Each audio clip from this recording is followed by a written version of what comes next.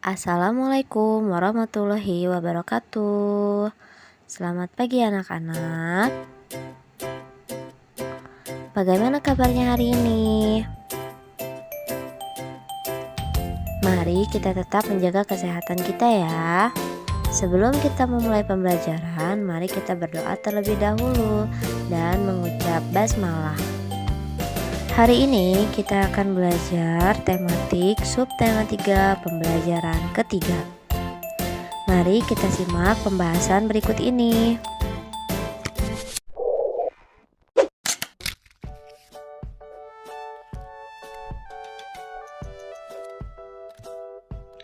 Assalamualaikum warahmatullahi wabarakatuh. Apa kabar teman-teman hebat semuanya? Semoga teman-teman semua selalu sehat dan selalu dalam lindungan Allah SWT. Teman-teman, berjumpa kembali dengan Budiana. Hari ini kita akan belajar pelajaran tematik muatan IPS tema 4, subtema 2 tentang kegiatan ekonomi. Namun, sebelum kita mulai pembelajaran pada hari ini, alangkah lebih baiknya kita buka dengan membaca basmalah bersama-sama. Bismillahirrahmanirrahim. Teman-teman, dalam kehidupan sehari-hari kita tidak lepas dari yang namanya kegiatan ekonomi. Namun, tahukah kalian apa yang dimaksud dengan kegiatan ekonomi? Kegiatan ekonomi adalah kegiatan yang dilakukan untuk memenuhi kebutuhan hidup. Tujuan dari kegiatan ekonomi sendiri adalah sebagai sarana pemenuhan kebutuhan dan menghasilkan keuntungan bagi manusia. Manusia mengenal kegiatan ekonomi sebagai kegiatan produksi, distribusi, dan juga konsumsi. Kegiatan produksi. Kegiatan produksi adalah kegiatan yang bertujuan untuk menghasilkan dan menambah nilai guna dari barang ataupun jasa. Tujuan dari kegiatan produksi adalah menghasilkan barang ataupun jasa yang dapat memenuhi kebutuhan konsumen. Pelaku dari kegiatan produksi disebut dengan produsen. Teman-teman, salah satu contoh proses produksi adalah penjahit yang menjahit kain untuk dijadikan pakaian siap pakai. Kain ini termasuk ke dalam barang setengah jadi, karena kain terbuat dari benang yang berbahan baku kapas. Kegiatan distribusi. Distribusi adalah kegiatan menyalurkan barang dari pihak produsen kepada konsumen. Tujuannya adalah supaya barang atau jasa yang disalurkan dapat tersebar luas ke konsumen yang membutuhkan. Pelaku dalam kegiatan distribusi disebut sebagai distributor. Dalam kegiatan ekonomi, peran distribusi ini sangat penting, sehingga tercapai kesesuaian antara ketersediaan barang dengan kebutuhan konsumen. Pelaku distribusi akan menyalurkan barang produksi dari tempat yang jauh ke berbagai agen atau pengecer di pasar maupun toko-toko.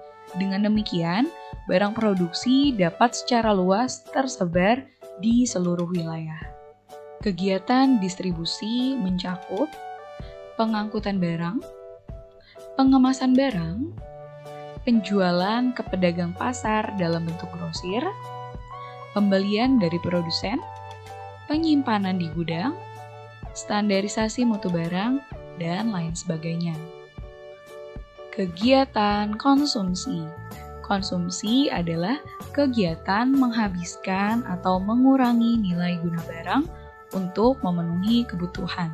Tujuan dari kegiatan konsumsi adalah memenuhi kebutuhan umat manusia. Pelaku dari kegiatan konsumsi adalah konsumen. Contoh dari kegiatan konsumsi adalah penggunaan listrik sebagai sumber daya untuk menerangi rumah di malam hari, lalu pemenuhan kebutuhan makanan dan juga pakaian, dan lain sebagainya. Teman-teman, tadi kita sudah mempelajari alur dari kegiatan ekonomi.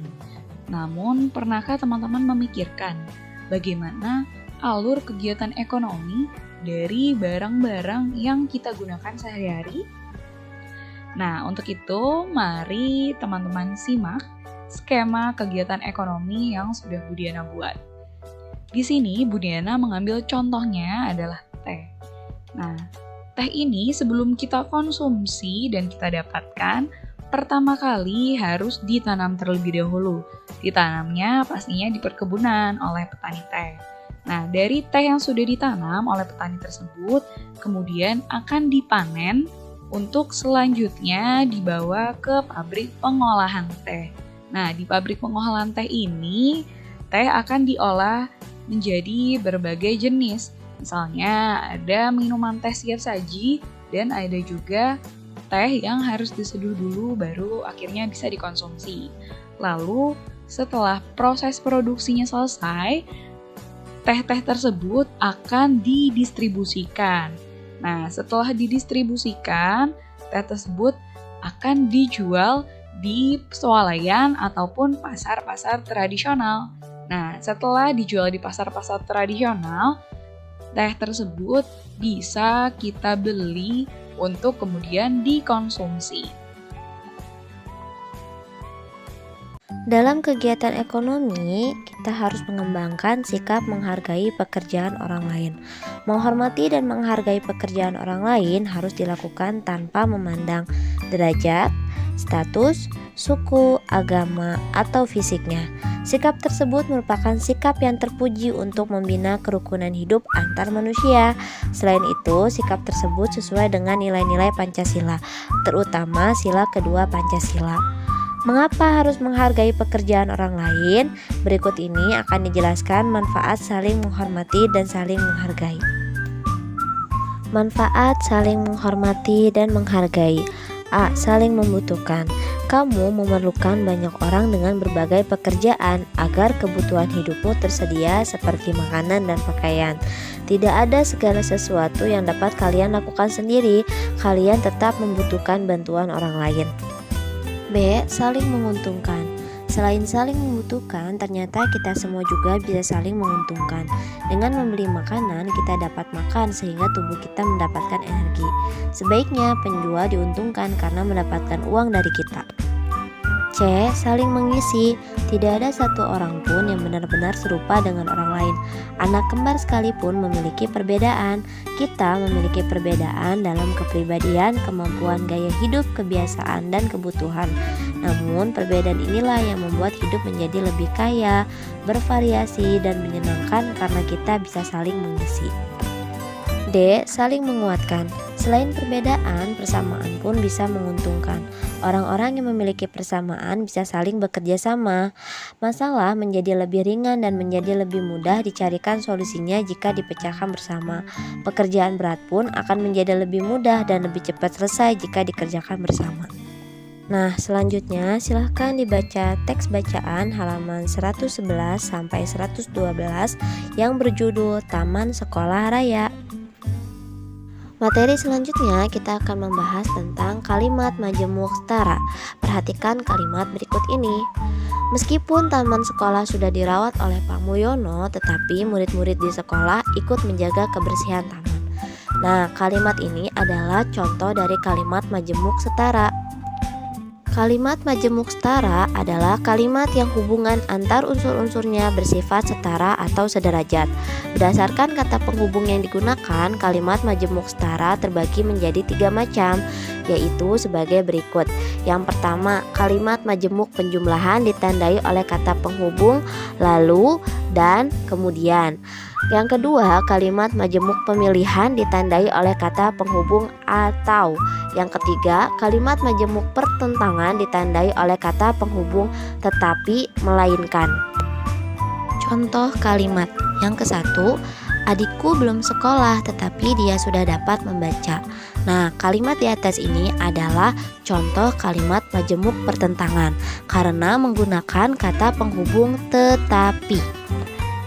Contoh kalimat yang kedua, setiap pagi aku selalu membersihkan kamar, kemudian segera mandi. Contoh kalimat di atas ini merupakan contoh kalimat majemuk penjumlahan karena menggunakan kata penghubung kemudian. Cukup sekian pembelajaran hari ini. Tugas